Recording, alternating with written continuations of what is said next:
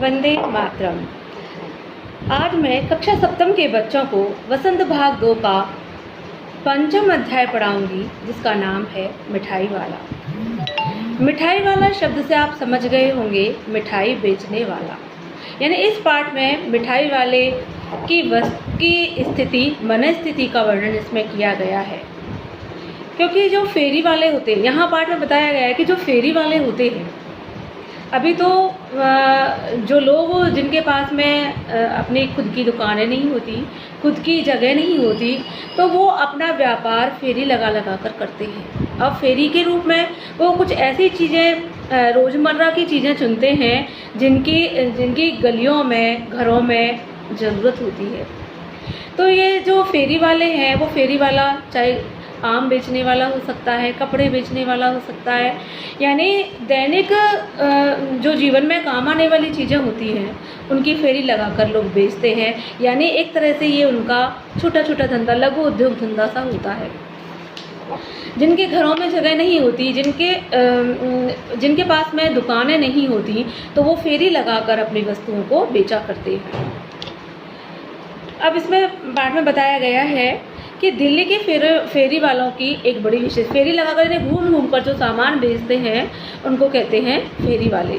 तो दिल्ली के फेरी वालों की एक बड़ी विशेषता है कि वे अपने सौदे को, सौदा मतलब सामान, अपने सामान को बड़ी लच्छेदार आवाज़ में बेचा करते हैं और ऐसा सुरीला स्वर निकालते हैं कि लोग उनकी तरफ खिंचे चले आते हैं। और ये जो आवाज़ उनकी होती है, जैसे आम ले लो, मीठे आम ले लो, जो जिस प्रकार की भी आवाज़ें उनकी होती हैं, तो ये आवाज़ें उनके खुद के आविष्कार की होती हैं। ऐसा नहीं कहीं से उन्होंने पंक्तियाँ चुराई होती हैं, वो खुद ही अपने यानी इन चीज़ों का आविष्कार करते हैं, अपनी आवाज़ में अपनी पंक्तियों का आविष्कार करते हैं। तो इतनी यानी सुरीली आवाज़ उनकी हुआ करती है। फेरी वालों का ये जो गा कर सामान बेचने का रिवाज अब का नहीं है, मुगल काल से है। शाहजहाँ के काल से ये शुरू हुआ। शाहजहाँ की इच्छा थी कि फेरी वाले उसकी नई राजधानी, जो शाहजहाँ ने जो नई राजधानी बनाई थी शाहजहानाबाद, तो वो चाहते थे कि उसकी राजधानी में चीज़ों को साफ और ऊंची आवाज़ में फेरी वाले बेचें, ताकि उनके जो घर की औरतें हैं वो अपनी ड्योढ़ी यानी घर के जो मुर्गेली होती है उस पर से ही ज़रूरत की चीज़ें खरीद सकें। यानी घर की जो औरतें हैं उनको बाजार जाने की आवश्यकता ना पड़े और फेरी वाले तथा राह चलते लोग उनको देख ना सकें।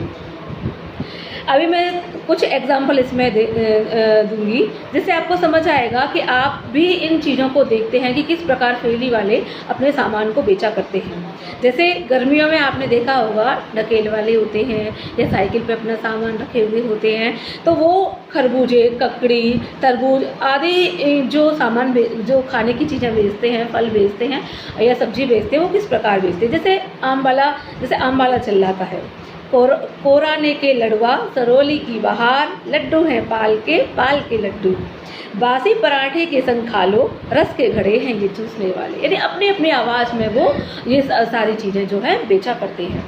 अब जो खरबूजे वाला है वह भी अपनी नई तरह से जो कुछ आवाज़ निकाल लेता है और वह भी बेचता है, नन्हे के अब्बा चक्कू लाना, चक्के लेना, सच्ची कहना फीके हैं या मीठे। अभी कोई शकरकंद बेचने वाला बीच में आ जाता तो वह कहता, बिन कढ़ाई का हलवा शकरकंदी। यानी आलू का हलवा बनाने में तो उसमें चीनी डालनी पड़ती है, लेकिन शकरकंदी में तो ऑलरेडी यानी नेचुरल चीनी होती है, इसलिए वो तो बना बनाया हलवा है।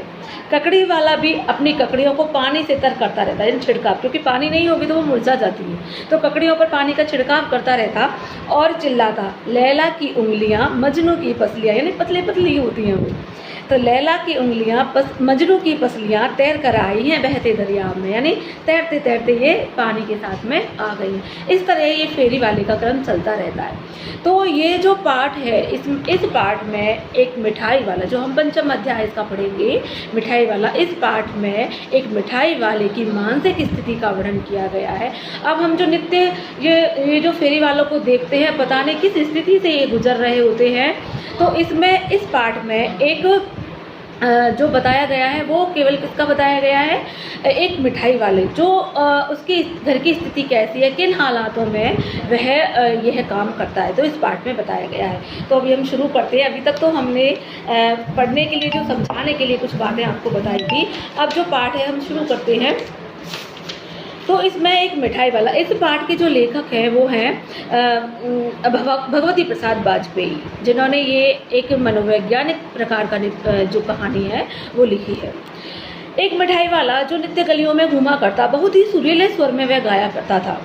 वह कहता, बच्चों को बहलाने वाला, खिलौने वाला। यानी सबसे पहले जो फेरी वाला आया वह क्या चीज़ बेचने के लिए आया था, खिलौने बेचने के लिए। तो वह गाया करता था, बच्चों को बहलाने वाला, खिलौने वाला। इतनी सुरीली आवाज़ में वह कहता था कि जो बच्चे घरों में रहते या उद्यान में खेलते रहते या गलियों में घूमते रहते या जिस भी अवस्था में वो बच्चे होते, वो घूमकर उस खिलौने वाले को घेर लेते थे, यानी उसके चारों ओर झुंड बना लेते थे।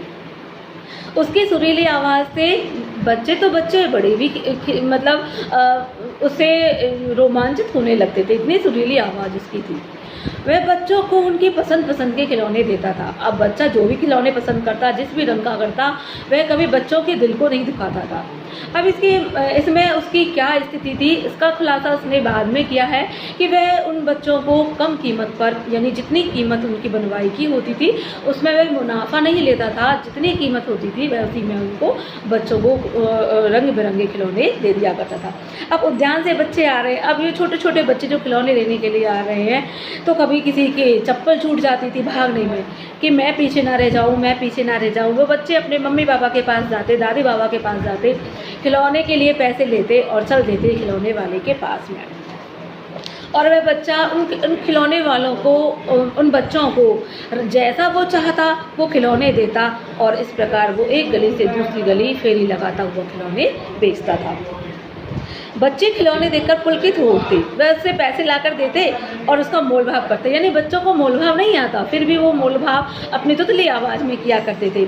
इचका दाम क्या है, और इचका क्या है, और उचका क्या है, ऐसा वो इतनी तोतली आवाज़ में वो बातें करता। खिलौने वाले का मन उससे भर जाता था, यानी बच्चे जो भी पैसे देते थे वो उसे ले लेता था। और वह उनकी नन्ही नन्ही उंगलियों से जब पैसे लेता था, उसके आनंद की सीमा न रहती। उनकी इच्छानुसार उनको खिलौने देता। बच्चे उछलते कूदते अपने घर पहुंच जाते और फिर वह खिलौने वाला उसी प्रकार आगे बढ़ जाता। अब वो जब बच्चे घर जाकर देखते कितने सस्ते सस्ते में वो खिलौने देकर जाता है, तो दो बच्चे थे, चुन्नू मुन्नू। तो उनकी माँ सोचती, उनकी माँ का नाम था रोहिणी और पिता का नाम था विजय बहादुर। तो उनकी माँ बहुत सोचती कि ऐसा कौन खिलौने वाला है जो इतने सुमधुर आवाज़ में गाता है। बच्चे उसको देखकर खुश हो जाते हैं और इतने सस्ते दामों में वो उनको खिलौने दे जाता है, जितने सस्ते दामों में तो ये खिलौने बन भी नहीं पाते होंगे।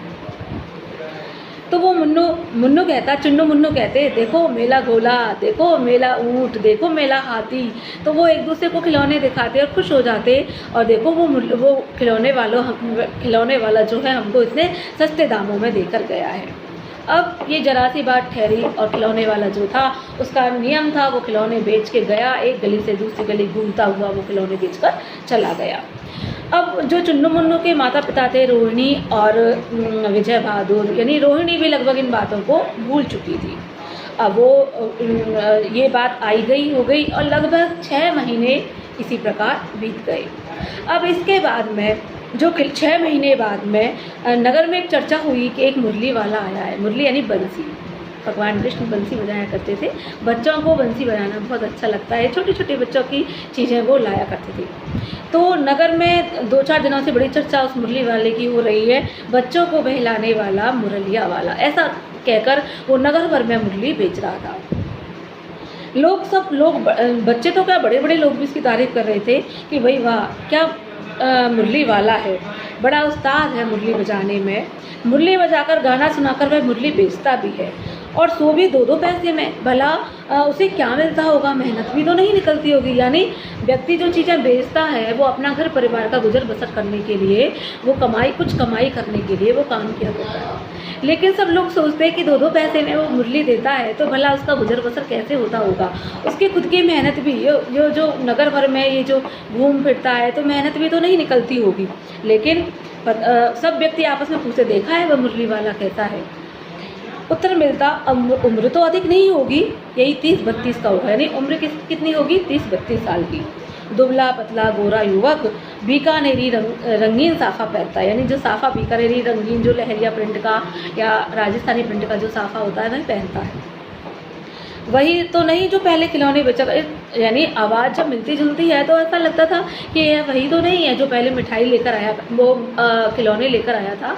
तो वही पहले खिलौने बेचता हो और अब मुरली बेच रहा हो। तो आज की वीडियो बस इतनी ही। अब आगे हम अगले उस वीडियो में देखें। धन्यवाद।